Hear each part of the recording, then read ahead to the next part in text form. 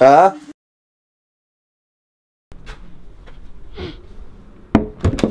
Eh, c'est vous, je vous attendais pas. Rentrez. Alors comme ça, vous voulez en savoir plus sur Ici Japon, ça se passe ici. Alors si je vous parle d'Ici Japon, il faut d'abord que je vous parle de Candy-san. Parce que Candy-san, c'est ce qui nous occupe 80-90% du temps, c'est le cœur d'Ici Japon. Alors Candy-san, qu'est-ce que c'est? C'est une petite entreprise familiale. Bon, on a des dizaines de milliers de clients et on expédie dans le monde entier, mais restons modestes. Notre travail consiste à faire découvrir au monde entier les merveilles de la culture japonaise qui s'expriment à travers les friandises, à travers la nourriture. On a notamment les cacaballs. Et bien sûr, notre fierté, c'est de vendre uniquement des produits typiquement japonais que vous ne trouverez nulle part ailleurs. Nous avons par exemple les M&M's, les célèbres sneakers japonais, mais aussi du Fanta, de l'Orangina, du Pepsi, les Kit Kat évidemment, les Pringles, et bien sûr les Mentos. Là vous êtes dans la partie principale de Candy-san, sachant qu'on a un local un peu plus loin pour uniquement la Candy-san Box, la box mensuelle, on la prépare à part. Là on est totalement dans le rush de Noël, donc normalement il y a plein de monde, ça fourmille, mais c'est la pause de midi, on est venu filmer quand il n'y avait personne. Là il n'y a que Nouri qui travaille, lui au contraire des autres, il travaille juste pendant la pause de midi et le reste du temps il se repose. D'ailleurs il faudrait que je regarde son contrat parce que ça me paraît bizarre ça. Si vous ne connaissez pas la boutique, je vous renvoie sur YouTube, il me semble que j'y ai vu 2 ou 3 dégustations de Candy-san.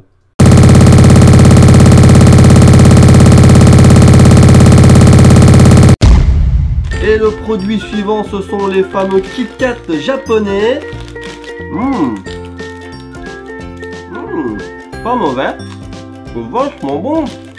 J'adore. Validé. Je me demande quel goût ça a. C'est vert, ça doit être à la pomme. Ou alors au melon. C'est dégueulasse. Aujourd'hui, vous avez de la chance, tout est à peu près bien rangé. Normalement, il y a plein de cartons, c'est un bordel monstre. Mais aujourd'hui, je sais pas pourquoi, c'est nickel. Allez, on va voir la suite parce que ici Japon, ça n'est pas que Candy-san. Par là.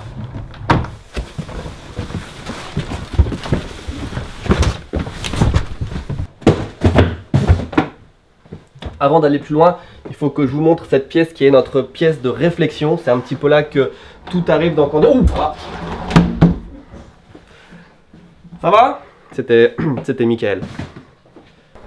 Alors, je vais vous montrer le deuxième étage qui est bien plus intéressant. À l'origine ici c'était une guest house. On avait entrepris de faire une guest house au-dessus de l'espace de travail.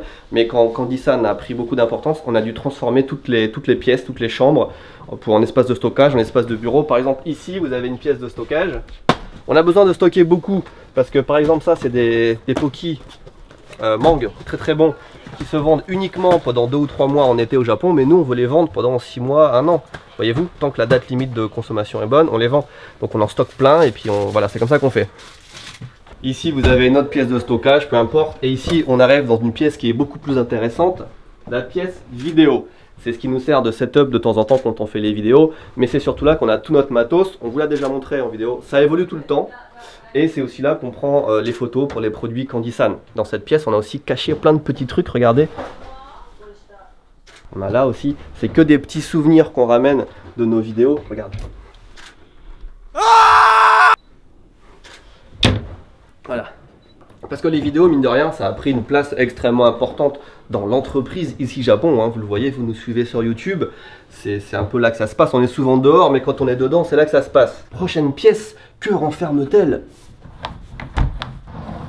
Entrée. Alors ça, c'est la pièce de repos qui est un petit peu la geek room et accessoirement la salle de réunion également. C'est là qu'on ne passe presque pas de temps en fait, parce qu'on se repose jamais, on travaille tout le temps. Quelques petits artefacts qu'on achète durant nos vidéos. Cette pièce sert aussi de temps en temps de setup vidéo. Et le prochain produit, ce sera les fameux Pocky japonais. Ouh, j'ai hâte! Plus de stock. Plus de stock. Et enfin, les bureaux The Office. Alors vous nous voyez tout le temps dehors, en train de voyager, en train de manger des burgers, etc. Mais la vérité, c'est que 80% du temps, on est assis au bureau et on travaille. Enfin, on a un vrai travail assis avec des ordinateurs. C'est comme ça que ça se passe. C'est moins glamour que ce qu'on vous montre. Hein. Ici, c'est le secteur service client avec Michael et Nouria. Et puis ici vous avez le bureau de Sébastien, regardez ce qu'il y a sur son bureau, ce qu'on a reçu il y a quelques semaines, le fameux trophée YouTube pour les 100 000 abonnés. On a prévu de l'accrocher ici, on n'a juste pas eu le temps de le faire encore. Après le trophée YouTube, quand on est chef d'entreprise et tout, franchement on s'en tape un peu. Hein. Il a Splatoon.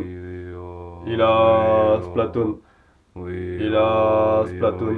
Autre chose qu'on peut remarquer près du bureau de Sébastien, ce sont les petites dédicaces. Là c'est moi qui marque le message et Sébastien il signe encore après. Et puis des disques durs, des disques durs, des disques durs, des cartes mémoire.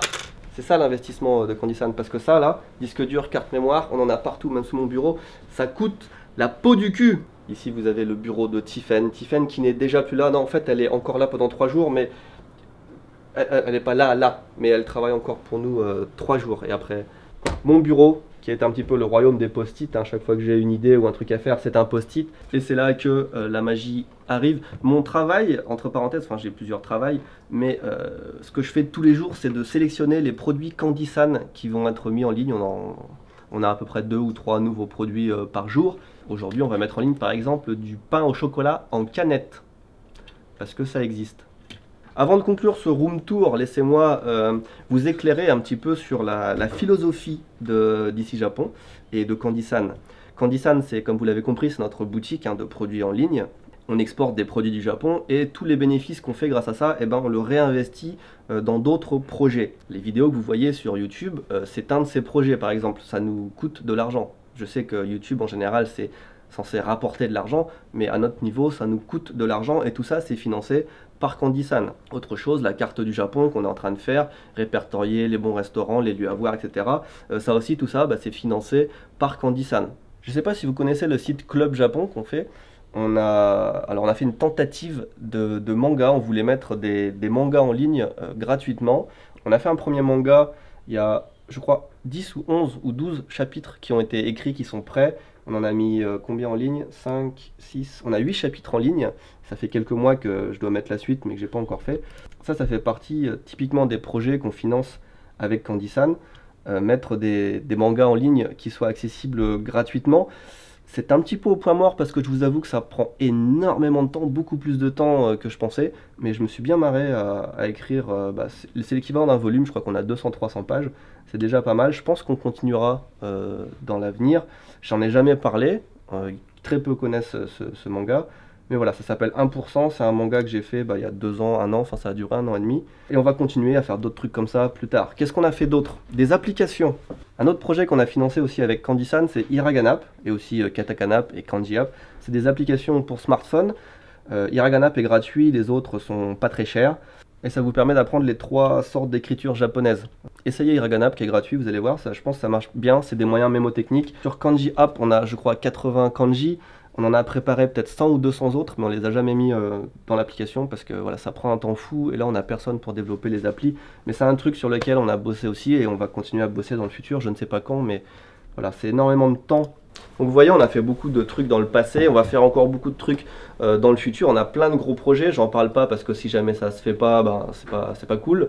Tout ça c'est grâce à vous, donc c'est une petite vidéo pour vous remercier. Quand vous passez commande sur Candysan ou Candysan Box, ça nous permet de faire des trucs très très cool.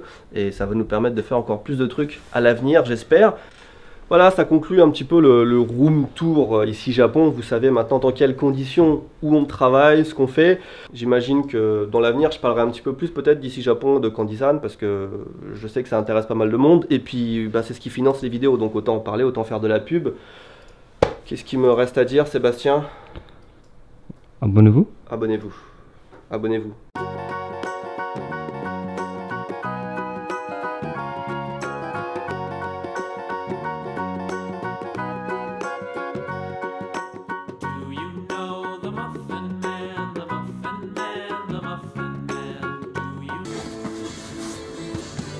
Yeah!